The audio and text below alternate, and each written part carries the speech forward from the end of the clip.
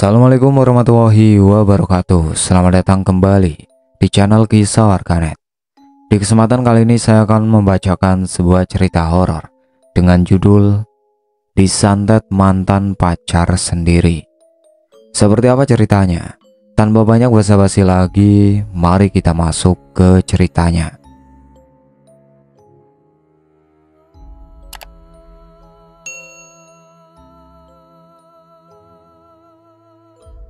Dewi adalah seorang mahasiswi di salah satu universitas ternama di kota.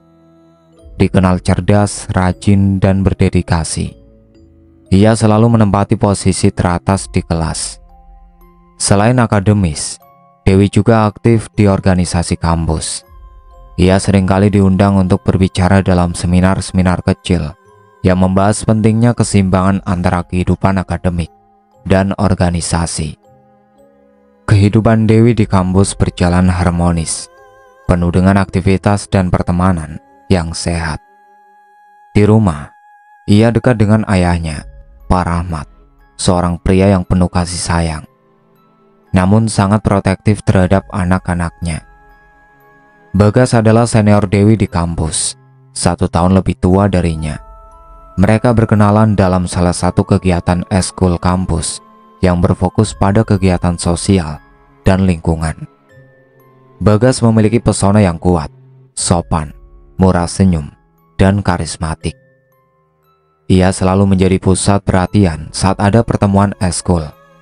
Tak hanya karena kemampuan berbicaranya yang baik, tetapi juga karena sikapnya yang tampak peduli terhadap semua orang.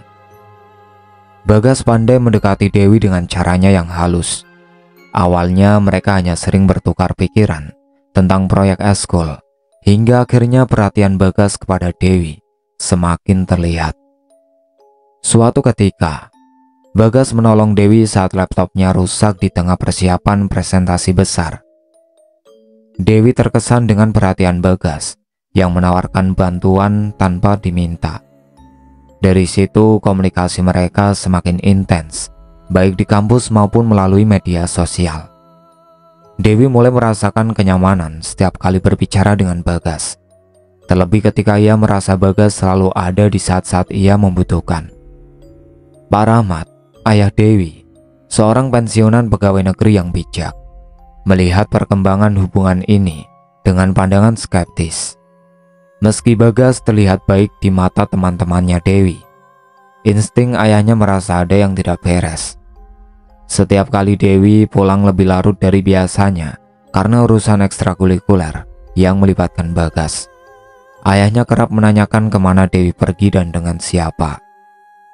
Pak Rahmat mencoba mencari tahu lebih dalam tentang Bagas melalui kenalannya. Namun yang ia dapatkan hanyalah informasi samar-samar tentang kehidupan pribadi Bagas yang misterius. Meski tak ada bukti yang kuat, firasat Pak Rahmat merasa Bagas tidak tulus seperti yang ia tampilkan di depan banyak orang. Suatu malam, ketika Dewi hendak pergi ke kampus untuk acara ekstrakurikuler yang diorganisasi Bagas, Pak Rahmat menegurnya. "Ayah gak srek sama anak itu, Dek. Ada sesuatu tentang dia yang bikin ayah khawatir." Dewi tersenyum tipis merasa ayahnya terlalu berlebihan. "Ayah terlalu khawatir? Bagas itu baik kok, gak usah khawatir." Namun Dewi tidak bisa mengabaikan betapa protektifnya ayahnya terhadap hubungannya dengan Bagas. Namun demikian, cinta membuatnya buta pada firasat itu. Di matanya, Bagas adalah pria yang perhatian dan tulus. Hubungan mereka pun mulai tumbuh. Bagas sering mengajak Dewi keluar, tak hanya sekedar makan malam, tetapi juga menghadiri acara-acara formal di kampus, seperti seminar dan pertemuan-pertemuan ekstrakurikuler. Mereka tampak seperti pasangan sempurna. Semua teman Dewi mengagumi Bagas, menganggapnya sebagai pria idaman. Dewi merasa beruntung memiliki Bagas, seseorang yang tidak hanya tampan dan pintar, tetapi juga peduli pada pekerjaannya dan kehidupan sosialnya. Bagas bahkan membuatkan kejutan kecil untuk ulang tahun Dewi, membawa kue kesukaannya dan hadiah sederhana, yang semakin meyakinkan Dewi bahwa Bagas adalah orang yang tepat untuknya. Saat itu, Dewi merasa hubungan ini adalah yang selama ini ia cari. Pasangan yang mendukung impiannya, memahami kesibukannya, dan peduli padanya sepenuh hati. Meskipun di permukaan hubungan mereka tampak sempurna, Dewi mulai merasakan sedikit ketegangan. Di satu sisi, ia merasakan kebahagiaan bersama Bagas, tetapi di sisi lain, ia tidak bisa sepenuhnya mengabaikan ketidaksetujuan ayahnya. Ada perasaan bersalah yang tumbuh setiap kali Pak Rahmat mengingatkan Dewi tentang kekhawatirannya. Meski Dewi sangat menghormati ayahnya, ia merasa bahwa perasaannya terhadap Bagas adalah sesuatu yang nyata dan tidak bisa diabaikan. Pak Rahmat terus memperhatikan Dewi. Jangan terlalu cepat percaya sama orang, apalagi kalau belum tahu betul latar belakangnya. Dewi yang sedang dilanda cinta menanggapi dengan tenang. Ayah, Bagas itu gak seburuk yang ayah kira.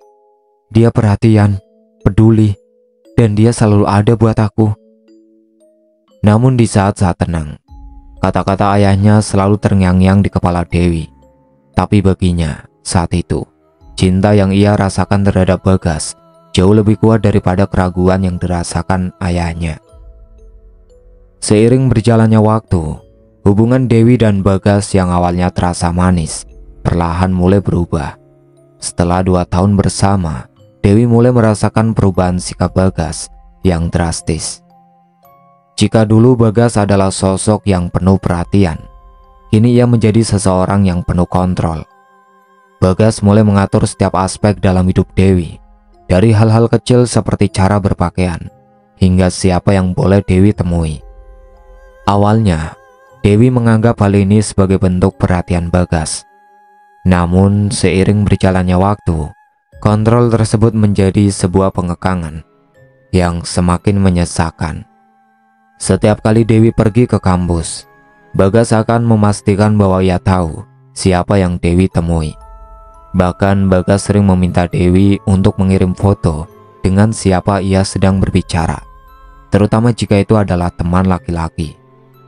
Jika Dewi mengenakan pakaian yang menurutnya terlalu terbuka, Bagas tidak segan-segan memarahi Dewi dan memintanya untuk mengganti pakaian. Pakaianmu itu gak pantas untuk seorang perempuan baik-baik, Bagas berkata dengan nada dingin. Padahal dulu ia selalu memuji gaya Dewi yang modis. Semakin lama, Dewi merasa bahwa hidupnya bukan lagi miliknya. Ia kehilangan kebebasan yang dulu ia miliki. Setiap keputusannya harus disetujui Bagas, bahkan dalam hal-hal yang sepele sekalipun. Awalnya, Dewi mencoba beradaptasi, berpikir bahwa ini adalah bagian dari menjaga hubungan agar tetap harmonis. Namun lama-kelamaan, tekanan tersebut membuatnya merasa terperangkap dalam hubungan yang tidak sehat. Dewi tidak lagi merasa seperti dirinya sendiri, seolah-olah hidupnya hanya untuk memenuhi ekspektasi Bagas. Setiap kali Dewi mencoba berbicara tentang keinginannya untuk memiliki sedikit ruang pribadi, Bagas selalu marah. Kamu kenapa sekarang? Kamu mulai gak nurut sama aku? Bagas berkata dengan nada curiga. Dewi semakin takut untuk berbicara jujur tentang perasaannya, karena setiap kali ia mencoba, Bagas akan menganggapnya sebagai bentuk ketidaksetiaan. Ketika hubungan mereka baru dimulai, Bagas adalah pria yang romantis. Ia sering mengirimkan pesan manis dan memberikan perhatian kecil yang membuat Dewi merasa istimewa. Namun kini perhatian itu berubah menjadi kontrol yang agresif. Bagas mulai lebih sering marah tanpa alasan jelas. Setiap kali Dewi menolak permintaannya atau mencoba mempertanyakan sikapnya, Bagas akan menjadi agresif secara verbal. Bahkan ia mulai memeriksa ponsel Dewi, mengecek pesan dan panggilan telepon tanpa izin. Satu malam, setelah Dewi pulang dari acara kampus, Bagas menuduhkan berbohong tentang dengan siapa ia pergi. Aku tahu, kamu tadi sama teman cowok. Jangan bohong sama aku.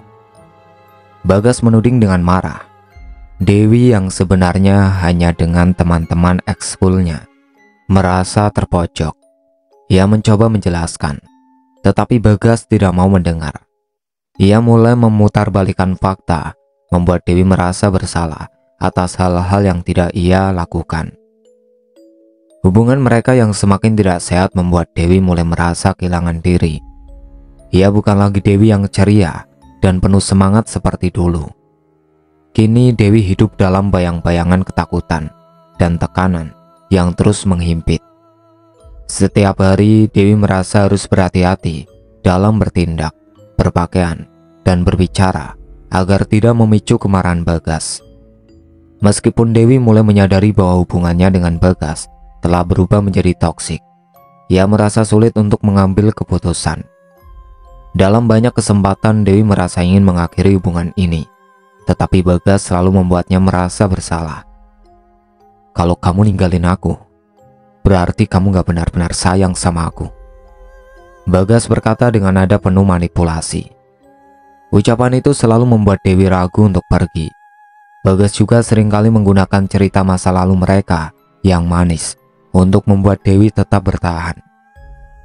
Ingat gak, waktu kita pertama kali jadian, semua orang bilang kita pasangan yang serasi.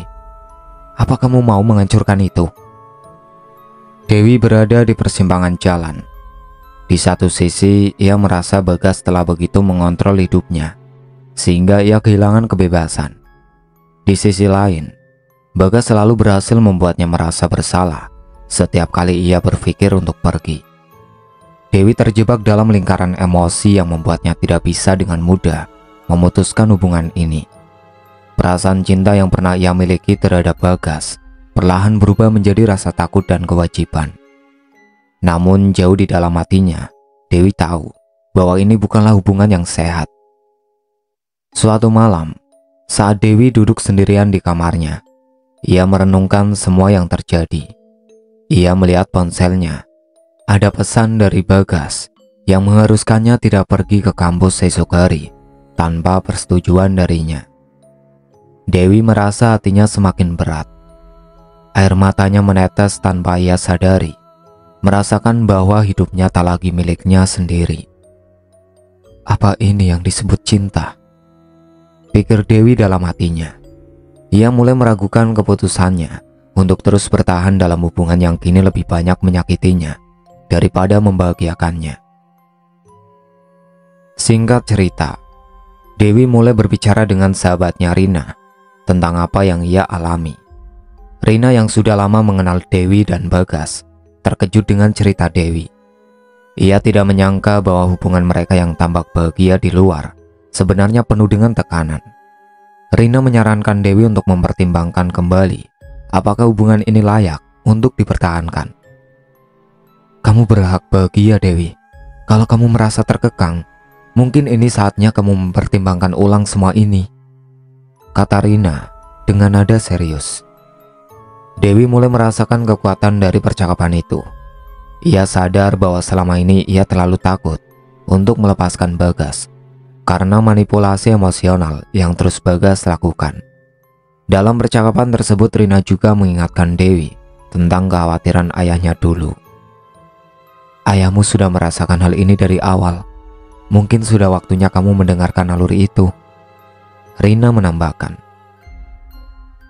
Setelah memutuskan hubungan dengan Bagas, kehidupan Dewi yang awalnya diharapkan akan tenang malah berbalik menjadi penuh kejanggalan. Di hari-hari pertama setelah putus, Dewi merasakan kelegaan yang luar biasa. Namun kebahagiaan itu tidak berlangsung lama. Sakit-sakit misterius mulai menyerang tubuhnya. Rasa nyeri di sendi dan otot seringkali muncul tiba-tiba. Meskipun Dewi tidak melakukan aktivitas fisik yang berat, ia seringkali bangun di pagi hari dengan rasa sakit yang membuatnya hampir tidak bisa bergerak. Nak, aku kok akhir-akhir ini sering sakit-sakitan ya? Padahal nggak capek juga. Dewi mengeluh saat sedang duduk di kantin kampus bersama Rina. Rina mengerutkan dahi, menatap Dewi dengan khawatir. Kamu udah ke dokter, Wi? Siapa tahu masuk angin atau gejala flu? Dewi menggeleng pelan. Belum, aku pikir ini cuma efek capek mental. Stres kali ya habis putus dari Bagas. Tapi lama-lama kok aneh, rasanya bukan kayak sakit biasa. Bangun tidur malah pegel-pegel, kayak habis lari maraton. Rina meremas tangan Dewi, mencoba memberi semangat. Jangan-jangan kamu kurang istirahat. Mungkin karena kepikiran soal Bagas juga. Setiap malam Dewi mulai dihantui oleh mimpi-mimpi yang tidak wajar. Ia seringkali terbangun di tengah malam. Tubuhnya berkeringat dingin, nafasnya tersengal-sengal, dan jantungnya berdetak tak beraturan. Dalam mimpi-mimpinya, ia melihat sosok bayangan hitam yang terus mendekat, seolah ingin merenggut nyawanya. Suara berbisik yang tidak jelas asalnya berulang kali memanggil namanya, membuat Dewi merasa ketakutan saat bangun tidur. Suatu pagi, saat sarapan bersama di meja makan, Dewi tampak pucat dan tidak bersemangat. Ibunya memperhatikan perubahan itu. "Kamu kenapa, Wi? Akhir-akhir ini Mama lihat kamu sering lemes, gak ceria kayak dulu," tanya ibu dengan nada khawatir. "Gak tahu mah, Dewi sering mimpi buruk. Tiap malam kayak gak bisa tidur nyenyak, rasanya gak nyaman. Aku pikir mungkin masih efek putus sama Bagas." Ibu menatap Dewi dalam-dalam. "Apa jangan-jangan kamu perlu ke psikolog? Mama bisa bantu atur janji kalau memang perlu." "Enggak mah, nanti Dewi coba lebih rileks saja. Mungkin memang butuh waktu," jawab Dewi, meski dalam hatinya ia mulai meragukan perasaan itu. Hari demi hari, kejanggalan yang dialami Dewi semakin menjadi. Tubuhnya terasa lebih lelah setiap kali bangun tidur, meski ia tidak melakukan aktivitas fisik yang berarti. Bahkan saat duduk santai di kamar, tiba-tiba ia bisa merasakan nyeri menusuk, seperti ditusuk jarum di berbagai bagian tubuhnya. Selain itu, rasa takut yang tidak beralasan mulai muncul ketika Dewi sedang sendiri di kamarnya. Ia mulai merasakan kehadiran sesuatu yang mengawasi dari sudut ruangan. Bayangan hitam yang melintas cepat dan suara bisikan yang seolah memanggil namanya menjadi lebih sering terjadi. "Nak, kamu lagi di mana? Bisa nggak datang ke kosan sebentar? Aku ngerasa ada yang gak beres." Suara Dewi terdengar gemetar di ujung telepon. "Ada apa, Wi? Kenapa suaramu kayak gitu? Aku masih di kampus, bentar lagi beres. Aku langsung ke sana ya," jawab Rina, terdengar panik. "Aku nggak tahu. Tadi aku duduk di kamar. Tiba-tiba aku merasa ada yang ngeliatin aku. Terus ada bayangan hitam cepet banget ngelewat di sudut kamar. Aku ngeri, Nak. Ini bukan sekali dua kali." "Astaga, Wi, jangan sendirian dulu. Kamu kunci pintu kamarnya. Aku jalan sekarang. Tungguin aku ya." Rina mencoba menenangkan Dewi, meski ia sendiri mulai khawatir. Kejadian semakin tidak masuk akal. Di malam-malam tertentu, Dewi mendengar suara-suara aneh yang seperti datang dari luar kamarnya. Suara itu terdengar seperti bisikan, namun tidak jelas apa yang diucapkan. Pada malam hari, ia mulai melihat bayangan hitam yang bergerak cepat di sudut-sudut kamarnya. Setiap kali ia menoleh, bayangan itu menghilang begitu saja. Ketakutan Dewi semakin memuncak. Setiap kali ia berada di rumah sendirian, hawa dingin yang tidak biasa mulai merayap masuk ke dalam tubuhnya, membuatnya merasa terus-menerus diawasi oleh sesuatu yang tidak terlihat. Singkat cerita, Dewi duduk di sofa ruang tamu. Matanya terfokus pada layar televisi, namun pikirannya melayang jauh. Ibunya yang sedang menyiapkan makan malam dari dapur melirik anaknya dengan penuh perhatian. "Dewi, kamu kok akhir-akhir ini sering melamun? Ada apa sebenarnya?" tanya ibu sambil membawa nampan teh ke meja. Dewi terdiam sejenak, lalu berkata pelan, "Mah, akhir-akhir ini Dewi ngerasa ada yang aneh di rumah. Seringkali Dewi dengar suara-suara gak jelas. Tadi malam ada bayangan hitam di kamar Dewi. Aku takut, Mah." Ibunya menatap Dewi dengan raut serius. "Berdoa, minta perlindungan." Dewi mengangguk pelan, tetapi rasa takut itu tidak hilang. "Iya, Mah, Dewi udah coba. Tapi ini terasa beda, Mah. Serem banget. Aku ngerasa kayak ada yang ngikutin." Awalnya, Dewi mencoba meyakinkan dirinya sendiri bahwa semua ini hanyalah akibat stres setelah perpisahannya dengan Bagas. Ia berpikir bahwa rasa sakit di tubuhnya, mimpi buruk yang mengantuinya, dan bayangan-bayangan hitam itu adalah hasil dari pikirannya yang sedang tidak stabil. Namun seiring berjalannya waktu, kejanggalan demi kejanggalan terus menumpuk, membuat Dewi semakin meragukan anggapannya. Apa ini cuma pikiran aku aja? Mungkin ini cuma reaksi dari perpisahan sama Bagas. Tapi kok rasanya makin gak masuk akal. Kenapa badanku selalu sakit dan mimpi buruk terus datang setiap malam? Apa mungkin ini lebih dari sekedar stres biasa? Dewi merenung di kamarnya yang sepi, mencoba mencari jawaban atas semua perasaan aneh yang semakin mendominasi hidupnya. Ketika rasa sakit semakin sering datang dan mimpi buruk menjadi semakin intens, Dewi mulai mencari tahu lebih dalam tentang apa yang terjadi padanya. Dari cerita yang ia dengar, beberapa orang dekatnya mulai mengingatkan Dewi tentang hal-hal goib seperti santet atau ilmu hitam. Meskipun awalnya Dewi tidak terlalu percaya dengan hal-hal mistis, kejadian yang dia alami semakin sulit untuk dijelaskan dengan logika. Tubuhnya mulai menunjukkan tanda-tanda aneh seperti memar-memar yang muncul tanpa alasan, luka-luka kecil yang tiba-tiba ada di kulitnya saat ia bangun tidur. Wi, kamu kayaknya kenapa sih akhir-akhir ini? Kok muka kamu pucat banget? Tanya Sarah, teman satu kosan Dewi, suatu sore. Aku nggak tahu, Sar. Sejak putus sama Bagas, aku sering banget sakit-sakitan. Terus tadi malam mimpi buruk lagi, nggak habis-habis. Bahkan tadi pagi aku bangun-bangun ada memar di tangan aku. Padahal nggak nabrak apa-apa. Jawab Dewi sambil memperlihatkan memar di tangannya. Sarah terdiam, lalu berbisik pelan. Wi, kamu nggak percaya santet kan? Tapi kalau lihat tanda-tanda kayak gini, hati-hati aja. Bisa jadi ini bukan hal biasa. Gejala yang dialami Dewi semakin memburuk, membuatnya semakin takut. Malam itu saat ia mencoba untuk tidur lebih awal demi mengatasi kelelahan, Dewi tiba-tiba terbangun karena merasa rasa sakit yang luar biasa di seluruh tubuhnya. Seperti ada ribuan jarum kecil yang menusuk kulitnya. Ia berusaha bangun dari tempat tidur, tetapi rasa sakit itu begitu intens hingga ia merasa lumpuh. Apa yang terjadi? Kenapa rasanya sakit banget? Dewi bergumam dengan nafas tersengal-sengal. Tubuhnya bergetar di atas kasur. Ia mencoba bergerak, tetapi setiap kali tubuhnya beralih, rasa sakit itu semakin menjadi.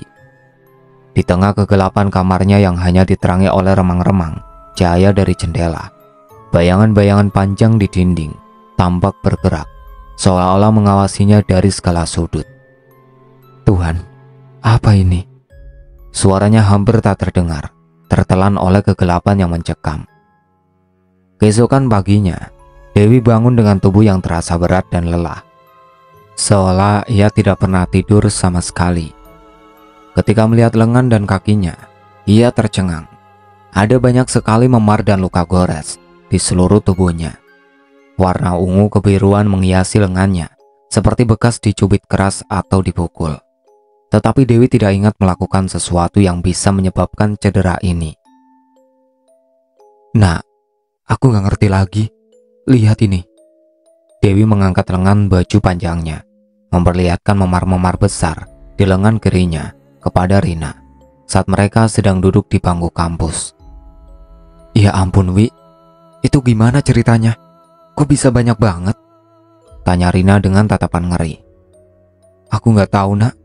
Aku cuma tidur, tapi bangun-bangun kayak habis diajar. Ini nggak normal. Dewi mulai terisak. Air matanya mengalir di pipinya. Aku tahu, Nak. Ini bukan stres biasa. Rina meraih tangan Dewi, mencoba memberi ketenangan.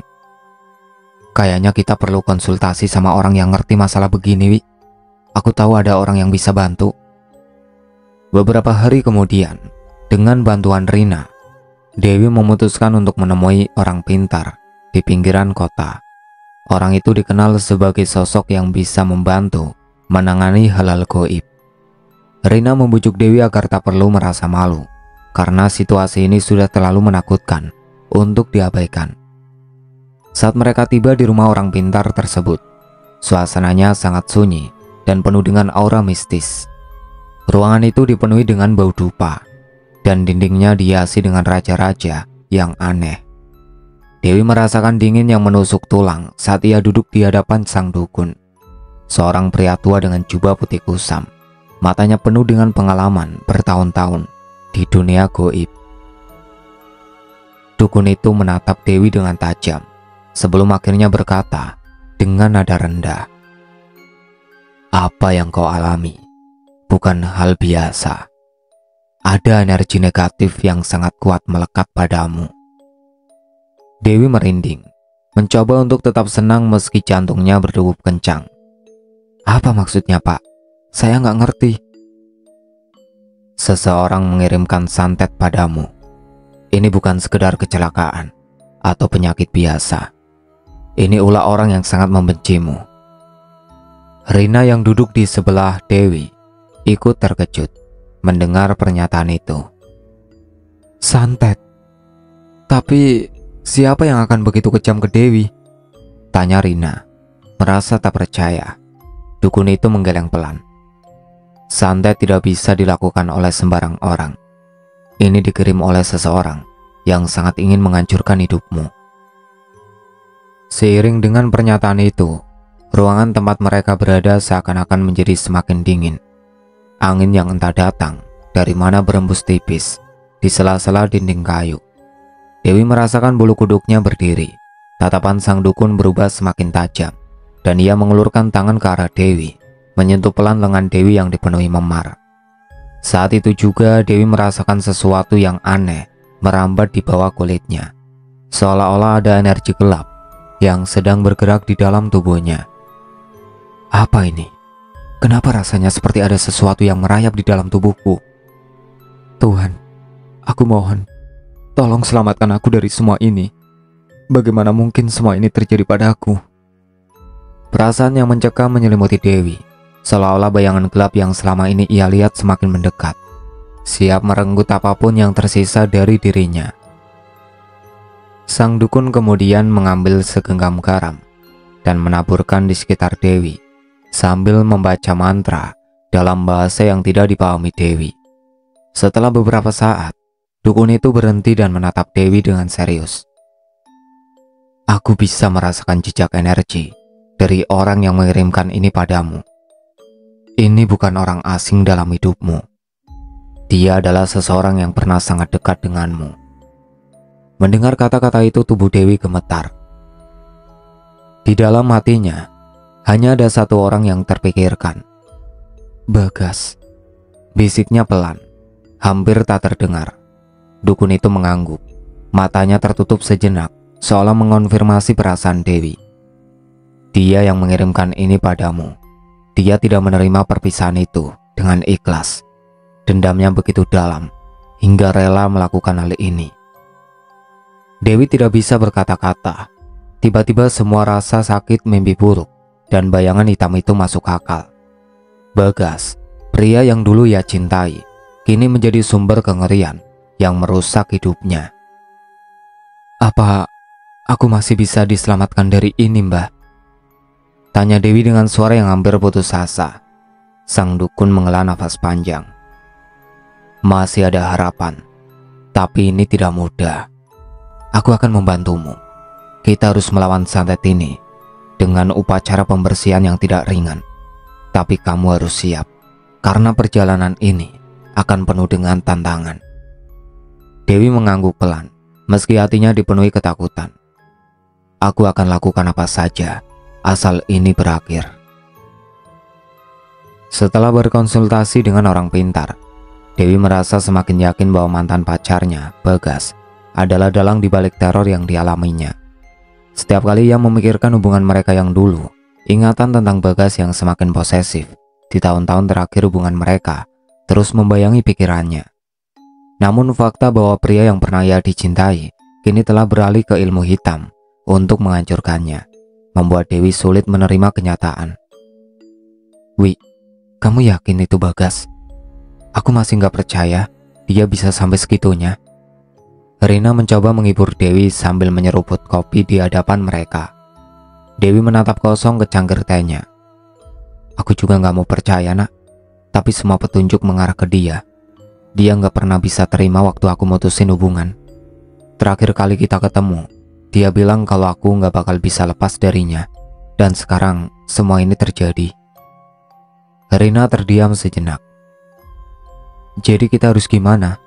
Kalau Bagas beneran pakai dukun, kita nggak bisa sembarangan. Santet itu nggak main-main, Wi. Dewi menghela nafas panjang, mencoba menenangkan dirinya. Aku tahu, nak, tapi aku nggak bisa terus hidup dalam ketakutan kayak gini. Aku harus cari tahu lebih lanjut tentang apa yang dia lakukan. Dewi dan Rina memutuskan untuk menyelidiki lebih lanjut tentang Bagas. Mereka mulai bertanya-tanya pada teman-teman dekat Bagas. Meski sebagian besar teman-teman itu tidak mau terlibat dalam urusan pribadi mantan pasangan tersebut. Namun Dewi mendengar gosip dari seorang teman kampus yang tak sengaja mengetahui bahwa Bagas pernah terlihat mengunjungi seorang dukun terkenal di daerah pinggiran. Wih, aku gak mau ikut campur, tapi aku pernah dengar kalau Bagas sempat ketemu dukun di daerah ujung kota. Bisik salah satu teman sekelas Dewi saat mereka sedang berjalan pulang dari kampus. Serius? Siapa yang ngomong begitu? Tanya Dewi dengan raut wajah penasaran dan tegang. Iya, aku dengar dari si Andi, temannya Bagas. Katanya Bagas beneran bawa masalah pribadinya ke dukun gara-gara nggak bisa nerima kalau kamu mutusin dia. Mendengar kabar itu, Dewi merasa jantungnya berdetak lebih cepat. Semua yang selama ini hanya dugaan akhirnya mulai mendapat bukti. Kini rasa takut semakin kuat, namun juga disertai dengan amarah yang mulai membara di dalam hatinya. Bagas, orang yang dulu ia anggap cinta sejatinya, ternyata rela menghancurkannya hanya karena ego yang terluka. Di tengah penyelidikan ini, Dewi mengalami konflik batin yang hebat. Ia merasa hancur karena seseorang yang dulu ia percayai sepenuh hati kini menjadi musuh terbesarnya. Setiap kenangan manis bersama Bagas seakan berubah menjadi mimpi buruk yang tak terbayangkan. Bagas, kenapa kamu melakukan ini? Apa aku salah karena memutuskan hubungan kita? Kita sudah tidak bahagia, tapi kenapa kamu begitu tega? Aku mencintaimu dulu, tapi sekarang rasa itu berubah menjadi ketakutan. Ini bukan kamu, Bagas. Atau mungkin aku tidak pernah benar-benar mengenal siapa kamu. Dewi berkali-kali bertanya pada dirinya sendiri, apakah ia yang salah karena meninggalkan Bagas? Atau apakah memang Bagas yang berubah menjadi begitu penuh kebencian dan dendam? Namun setiap kali ia merenung, jawabannya tetap sama. Ia harus melindungi dirinya sendiri, apapun yang terjadi. Untuk mendapatkan kepastian yang lebih jelas, Dewi dan Rina mengunjungi dukun yang disebut-sebut pernah dikunjungi Bagas. Mereka ingin tahu apakah benar Bagas pernah meminta jasa dukun itu. Meski awalnya dukun itu enggan berbicara, setelah dipancing dengan beberapa pertanyaan, ia akhirnya mengakui bahwa Bagas pernah datang kepadanya untuk meminta bantuan menghancurkan seseorang. Dukun itu menatap mereka dengan mata penuh teka-teki. Aku nggak bisa cerita banyak soal orang yang datang ke sini. Tapi kalau kau sudah tahu tentang Bagas, aku nggak bisa menyangkal. Dewi merasa darahnya membeku. Jadi benar, dia minta bantuan ke sini untuk menyakiti aku.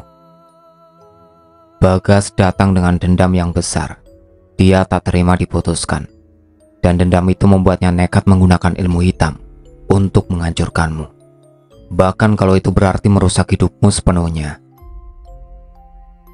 Mendengar pernyataan itu dari mulut sang dukun, Dewi merasa seluruh dunianya hancur.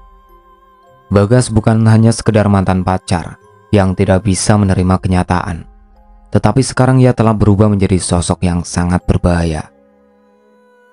Setelah mendapat informasi bahwa Bagas memang terlibat dalam ilmu hitam, Dewi mulai menghadapi dilema moral yang semakin kuat. Meski rasa takut dan benci terhadap Bagas tumbuh semakin besar, ada sisi dalam dirinya yang masih menyimpan sedikit perasaan lama. Bagaimanapun, Bagas adalah bagian dari hidupnya selama bertahun-tahun. seseorang yang dulu ia cintai dan percaya. Aku harus berhenti merasa bersalah. Ini bukan tentang cinta lagi. Ini tentang keselamatanku. Tentang bagaimana aku harus mempertahankan hidupku dari seseorang yang kini menjadi ancaman. Tapi bagaimana caranya melepaskan perasaan itu sepenuhnya? Dulu aku mencintainya, tapi sekarang semua berubah menjadi kebencian yang membunuhku perlahan. Dewi tahu, untuk bisa melawan kekuatan gelap yang telah menyerang hidupnya, ia harus sepenuhnya meninggalkan masa lalu, termasuk perasaan cinta yang pernah ia miliki untuk Bagas. Hanya dengan cara itu ia bisa memutuskan semua ikatan yang masih menghubungkannya dengan pria yang kini menjadi ancaman terbesar dalam hidupnya. Setelah mendengar tentang kekuatan santet yang menyerangnya, Dewi memutuskan untuk mencari bantuan dukun baik. Dia merasa tidak ada pilihan lain selain melawan kegelapan yang telah mengubah hidupnya menjadi mimpi buruk. Dalam pencariannya, ia menemukan seorang dukun yang dikenal memiliki reputasi baik dan pengalaman dalam mengatasi kasus-kasus seperti ini. Aku butuh bantuan. Aku merasa ada sesuatu yang salah dengan diriku, dan aku yakin ini bukan hanya karena stres, kata Dewi dengan suara bergetar saat ia duduk di hadapan si dukun. Dukun itu mengangguk, menatap dalam-dalam ke mata Dewi. Kau benar, nak. Energi negatif mengelilingimu. Kita perlu melakukan ritual penyembuhan untuk mengeluarkannya. Ritual pertama dimulai di malam hari. Si dukun membakar dupa. Dewi merasakan getaran aneh di udara, seperti ada sesuatu yang berusaha menahan kehadirannya di ruangan itu. Ketika dukun mulai melafalkan mantra, udara terasa semakin berat. Tiba-tiba Dewi merasakan nyeri tajam di perutnya, seperti ditusuk jarum. Ia menggigit bibirnya, berusaha menahan suara teriak. Tidak, aku tidak akan menyerah. Ini semua hanya permainan Bagas. Aku akan mengeluarkan semua ini dari tubuhku. Setelah ritual pertama, Dewi berharap bisa merasa lebih baik, tapi hal sebaliknya terjadi. Serangan yang dirasakannya semakin kuat. Di malam hari, saat ia berusaha tidur, ia merasakan tekanan di dadanya, seperti ada tangan dingin yang menekannya. Dewi terbangun dengan nafas tersengal-sengal, melihat bayangan hitam melayang di sudut kamarnya. Bukan lagi mimpi, pikirnya. Ini nyata. Suara-suara bisikan mulai terdengar, memanggil namanya dengan nada yang menakutkan. Di tengah perjuangan melawan santet, Dewi harus menghadapi tekanan mental yang luar biasa. Setiap kali ia berpikir bahwa ia mulai bisa mengatasi rasa sakit, serangan berikutnya datang dengan lebih brutal. Apakah aku akan selalu hidup dalam ketakutan ini? Seperti burung dalam sangkar. Bagas sudah membawaku ke dalam kegelapan, dan sekarang aku harus berjuang sendiri. Tapi aku tidak akan menyerah. Aku harus kuat, meskipun rasa sakit ini membuatku ingin menyerah. Dewi kembali ke dukun untuk ritual kedua. Dukun itu mengingatkan bahwa semakin kuat energi negatif, semakin sulit untuk diusir. Saat ritual dimulai, Dewi merasakan tubuhnya seolah terjepit di antara dua dunia nyata dan dunia gaib yang penuh dengan ketakutan. Di tengah ritual, Dewi merasakan sesak napas, dan suara tawa dingin Bagas menggema di kepalanya. Kau tidak akan pernah bisa lepas dariku, Dewi. Selamanya, kau akan menjadi milikku. Dewi berteriak, berusaha mengusir suara itu dari pikirannya. Tidak, aku bukan milikmu lagi. Aku berhak atas hidupku sendiri. Dalam kepanikan, ia meraih lilin yang menyala dan melemparkannya ke arah bayangan hitam yang mendekat. Dengan semangat yang membara, ritual terakhir berakhir dengan kuat. Dukun memimpin membaca mantranya, dan Dewi merasa energi positif mengalir melalui tubuhnya, mengusir bayangan hitam yang mengantuinya. Saat lilin terakhir padam, Dewi merasakan beban yang luar biasa menghilang. Ini belum berakhir, pikir Dewi.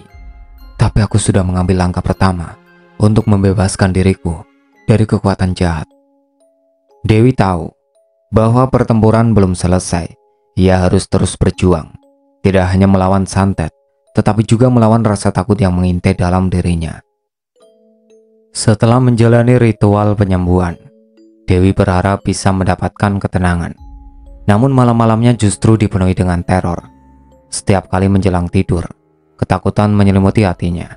Bayangan hitam itu datang kembali, lebih kuat dan lebih menakutkan dari sebelumnya. Dewi terbangun di tengah malam, tubuhnya terasa kaku, seperti dibekukan. Ia melihat sosok hitam berdiri di sudut kamar, dengan mata merah menyala, menatapnya tajam. Tidak, tolong jangan, pikirnya, berusaha teriak, tetapi suaranya terpendam. Suatu malam, saat Dewi terbangun dari mimpi buruk, ia merasakan cengkraman di lehernya, seolah-olah ada tangan goib yang berusaha membunuhnya. Ia berjuang untuk bernafas, tubuhnya terasa sangat berat, seolah-olah ada beban yang menekannya. Aku tidak ingin mati, aku tidak bisa menyerah sekarang, Dewi berpikir sambil berusaha meraih kekuatan dari dalam dirinya. Dewi merasa seolah-olah berada di titik terendah dalam hidupnya. Ia tidak hanya berperang melawan kekuatan goib, tetapi juga melawan ketidakberdayaan dan putus asa yang menggerogoti jiwa. Momen itu seolah menjadi puncak dari semua rasa sakit yang ia alami. Di tengah perjuangannya, sosok hitam itu semakin mendekat, menampakkan wujudnya dengan jelas. Dewi merasakan hawa dingin yang menyengat, dan suara seram terdengar di telinganya. Kau tidak akan pernah bisa lepas dariku, Dewi. Dalam kegelapan malam, Dewi teringat akan dukungan dari Rina dan orang-orang terkasihnya. Ia ingat bagaimana ayahnya selalu berkata bahwa cahaya akan selalu ada di tempat tergelap sekalipun. Aku harus bangkit. Aku tidak sendirian. Ada orang-orang yang mencintaiku. Dewi berbisik pada dirinya sendiri, mencoba mencari harapan di tengah teror yang mencekam. Dewi menutup matanya dan memfokuskan pikirannya. Dengan segenap kekuatan, ia mulai berdoa. Ia ingin mengusir sosok hitam itu sekali dan untuk selamanya. Ya Tuhan, berikan aku kekuatan. Lindungi aku dari kejahatan ini. Aku ingin hidup. Aku ingin bebas. Sosok hitam itu tampaknya merespon. Ia mendekat dan semakin dekat. Dan Dewi merasakan ketakutan yang dalam. Namun ketakutan itu berubah menjadi keberanian. Dewi bangkit meski tubuhnya masih terasa lemah. Aku tidak akan membiarkanmu menguasai hidupku. Pergi. Aku tidak takut padamu, teriak Dewi. Suaranya semakin kuat. Saat ia berteriak, Dewi merasakan energi mengalir dari dalam dirinya. Cahaya mulai memancar dari tangannya, mengusir kegelapan yang menyelimutinya. Sosok hitam itu mulai mundur, terlihat ketakutan. Setelah serangan goib yang hampir merenggut nyawanya, Dewi tahu bahwa ini adalah waktu untuk bertindak lebih serius. Ia dan keluarganya segera mengadakan ritual penyucian besar-besaran. Tokoh agama bersama yang lainnya yang sebelumnya membantunya berkumpul di rumah Dewi. Atmosfer rumah dipenuhi bau dupa dan suara lantunan doa-doa suci yang memenuhi setiap sudut. Malam itu di halaman belakang rumah, mereka memulai ritual. Kita harus memutuskan segala ikatan jahat ini, sekali dan untuk selamanya, ujar seseorang dengan suara mantap, menambah keyakinan di hati Dewi dan keluarganya. Singkat cerita, setelah selesai ritual pembersihan, malam itu, saat Dewi terbaring di tempat tidurnya, ia merenungkan semua yang telah terjadi. Meskipun perjalanannya penuh lika-liku, ia merasa lebih siap menghadapi tantangan di depan. Bayang-bayang dendam mungkin masih ada, tetapi ia tahu bahwa cahaya dalam dirinya lebih kuat. Aku akan terus berjuang. Tidak ada lagi yang bisa menghentikanku, gumamnya sebelum terlelap dalam tidur yang damai, merasakan kehangatan cinta dan dukungan keluarganya mengelilinginya. Itulah akhir cerita yang berjudul Disantet Mantan Pacarnya Sendiri. Sekian dari saya. Wassalamualaikum warahmatullahi wabarakatuh.